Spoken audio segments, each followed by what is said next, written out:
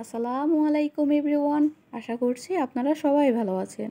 আজকে আমি আপনাদের তৈরি করে দেখাবো ডালের বড়া। তো প্রথমেই লাগছে হাফ কাপ মসুরি ডাল, পেঁয়াজ কুচি, মরিচ কুচি, 1 চা চামচ আদা রসুন বাটা, মশলা এবং পরিমাণ মতো লবণ। প্রথমেই আমি ডালগুলো পাটায় বেটে নেব। আপনারা চাইলে ব্লেন্ডারে ব্লেন্ড করেও নিতে পারেন, তবে যেভাবে করেন না কেন অতিরিক্ত মিহি করতে যাবেন না, এতে করে বড়াগুলো পরবর্তীতে মুচমুচে হবে না। আমি ডালগুলো খুব ভালোভাবে বাটবো না, আধা ভাঙা করে নিলেই চলবে। এটাকে কেউ কেউ বলে থাকে পাটা পোতা বা কেউ কেউ বলে থাকে শিলনোড়া। আমাদের আঞ্চলিক ভাষায় এটাকে পাটা পোতাই বলে থাকে। আপনাদের ভাষায় কি বলেন তা কমেন্ট করে জানাবেন। এখন আমি ডালগুলো তুলে নেব। তোলার আগে হাত দিয়ে একটু ভালো করে মিশিয়ে নেব। মেশানো হয়ে গেলে এখন আমি ডালগুলো একটি পাত্রে তুলে নিচ্ছি। এখন ডালের সাথে বাদবাকি উপকরণগুলো মেশানোর পালা। এক সাইড করে ডাল, তারপরে আমি দিয়ে দিচ্ছি পেঁয়াজ কুচি, মরিচ কুচি, এরপরে পরিমাণ মতো লবণ। এখানে আমি ছোটো চামচের 2.5 চামচ পরিমাণ লবণ ব্যবহার করেছি, মানে 2 চামচ আর হাফ চামচ। এরপরে দিয়ে দিচ্ছি আদা রসুন বাটা। এখন আমি খুব ভালোভাবে মিশিয়ে নেব। আমরা যেভাবে আলু ভর্তা করে থাকি কাইন্ড অফ সেইভাবে এগুলোকে মেশাতে হবে। এখন আমি এখানে অ্যাড করব মশলা। খুব ভালোভাবে মেশাতে হবে। মেশানো হয়ে গেলে একটা পাত্রে আমি তেল গরম করে রেখেছি আগেই।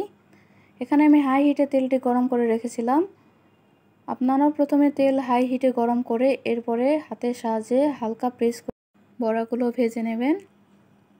আপনারা চাইলে এখানে গোল গোল করেও ভাজতে পারেন, কিন্তু আমি এখানে গোল গোল করে না ভেজে হালকা একটু প্রেস করে এভাবে ভেজে নিচ্ছি।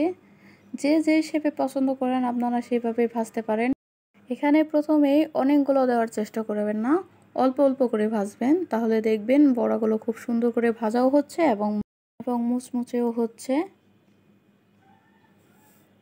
এখন আমি খুন্তির সাহায্যে বড়াগুলো একটু ছাড়িয়ে নিচ্ছি, এতে করে আর লাগার ভয় থাকবে না। তবে এখানে হালকা হাতে ছাড়িয়ে নিতে হবে, অতিরিক্ত জোরে ছাড়াতে গেলে বড়াগুলো ভেঙে যাওয়ার সম্ভাবনা থেকে যায়। এই তো আমার বড়াগুলো একটু হয়ে এলে আমি এপিট ওপিট করে সুন্দর করে ভেজে নেব।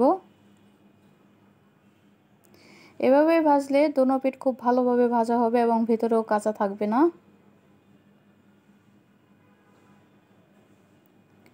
এমন করে 3-4 মিনিট এপিট ওপিট করে ভাজতে হবে, কিন্তু কিছুতেই জাল বাড়িয়ে দেওয়া যাবে না। জাল বাড়িয়ে দিলে বড়াগুলো পুড়ে যাবে এবং খেতেও ভালো লাগবে না। পাশাপাশি সাইড এই গুঁড়িগুলো তুলে ফেলতে হবে, নয়তো পরবর্তীতে পুড়ে যাবে এবং তেলটাও পুড়ে যাবে। এইভাবে আমি এপিট ওপিট করে যতক্ষণ না পর্যন্ত হচ্ছে আমি ভেজে নেব। এভাবে ধীরে সুস্থে ভাজলে বড়াগুলো খুব মুচমুচে হবে এবং কাঁচাও থাকবে না। এই তো আমার বড়াগুলো ভাজা হয়ে গেল, এখন আমি তুলে নেব। ভালো করে তেল ঝরিয়ে বড়াগুলো তুলে নিচ্ছি।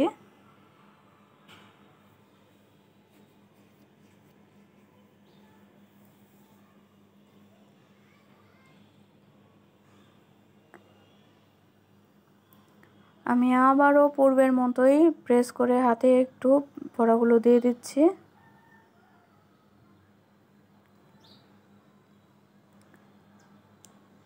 আগেই বলেছি যার যেমন শেপ পছন্দ সে সেইভাবেই বড়াগুলো ভাজতে পারেন।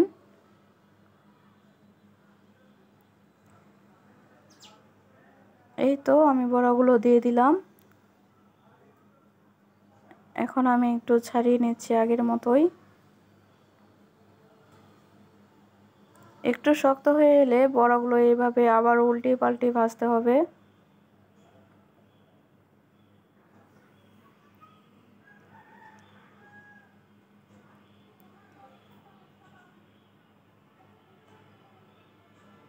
তিন চার মিনিট এইভাবে ভাজা হয়ে গেলে তুলে ফেলতে হবে বড়াগুলো।